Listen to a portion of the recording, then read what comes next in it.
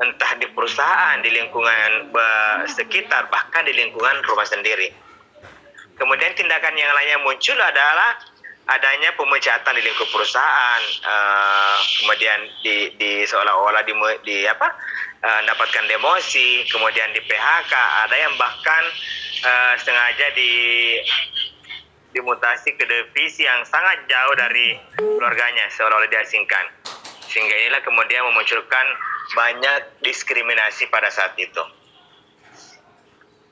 Dengan kondisi yang demikian, serikat pekerja, serikat buruh, lembaga swadaya masyarakat, aktivis HAM melakukan kunjungan-kunjungan ke pihak kementerian, lembaga bantuan hukum, dan lain sebagainya. Dari hasil pertemuan banyak sektor itulah, dari unsur pemerintah, pendidik, ulama, dan macam-macam, sehingga terbitlah Kepmen 68 tahun 2004 agar menjadi regulasi atau payung hukum pelindungan kepada tenaga kerja yang berstatus sebagai ODA atau orang dengan HIV/AIDS. Untuk isi dari pasal saya ulangi, teman-teman, untuk isi dari Kepmen 68 tahun 2004 ini ada sekian banyak pasal, tapi untuk di kelas ini kita akan hanya bahas dari pasal 5 ayat 1, 2, dan 3. Karena inilah yang paling urgen yang teman-teman ahli K3 umum harus pahami dalam hal ini. Kita ke pasal 5 ayat 1. Yang pertama, pengusaha atau pengurus dilarang melakukan tes HIV untuk digunakan sebagai prasyarat untuk proses penerimaan pegawai, hak kelanjutan pekerja, tidak bisa di PHK karena yang bersangkutan berstatus ODA.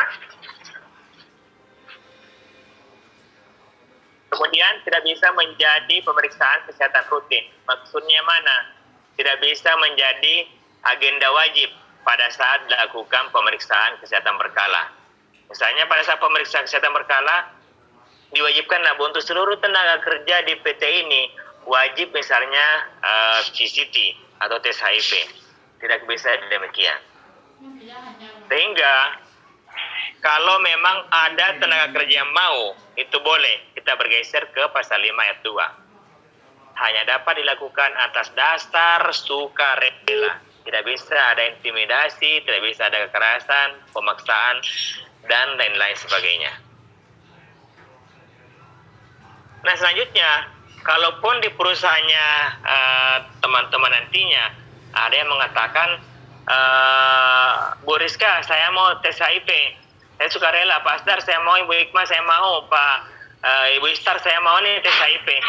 Kalau hanya sekedar mengatakan mau, teman-teman ahli K3 tidak usah di follow up, atau mohon diarahkan ke teman yang bersangkutan agar membuat pernyataan tertulis yang benar-benar ditulis oleh tenaga kerja yang bersangkutan. Tidak bisa dituliskan dan dibuatkan oleh pihak HRD, apalagi ahli K3 umum. Jadi, kalau ada yang sifatnya mau secara sukarela, ya silakan perusahaan fasilitasi. Tapi mohon buat pernyataan secara tertulis. Nah, yang ketiga, langsung ke teknisnya. Sebelum dilakukan tes HIV, wajib ada konseling pra dan pasca. Gunanya untuk apa?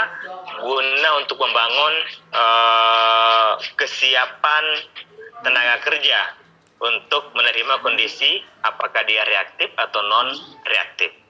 Hal ini positif atau negatif. Sehingga hadirnya konselor atau telah dilakukannya konseling pada SDM tersebut atau tenaga kerja tersebut. Kalaupun ada pemberontakan, stres dalam hal ini pasti setidaknya akan ada upaya pendampingan berkelanjutan dari konselor yang memberikan penanganan ke pihak tenaga kerja tersebut. Jadi untuk ini Kepmen 68 tahun 2004, poin pentingnya seperti ini, bahwa tes HIV dilarang dengan sekian larangannya. Persyaratan dalam proses rekrutmen tidak boleh, status pekerja atau buruh, Kemudian kewajiban pemeriksaan kesehatan rutin, ini tidak boleh. Yang boleh yang mana? Satu, atas dasar kesukarelaan. Dua, ada persetujuan tertulis dari yang bersangkutan. Tiga, harus ada konseling sebelumnya, pra dan pasca. Kemudian pasti sudah jelas dilakukan oleh dokter yang punya keahlian khusus.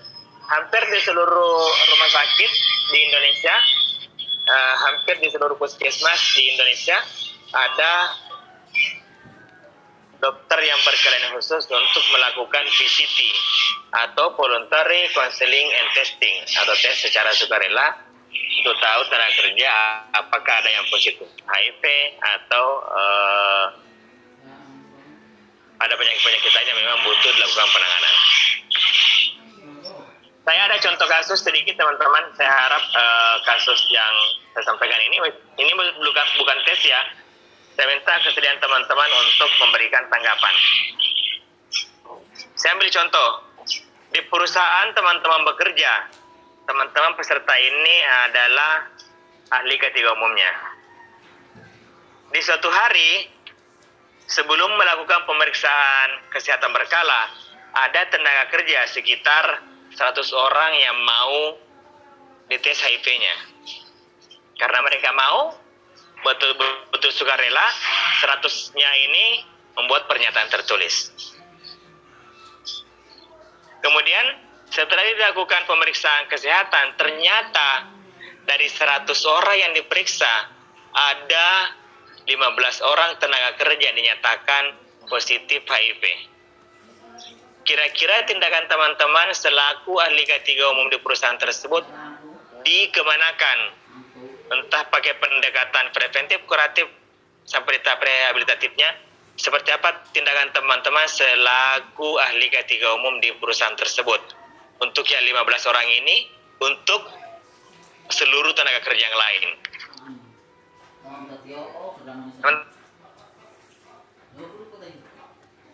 Teman-teman, saya isi minum dulu.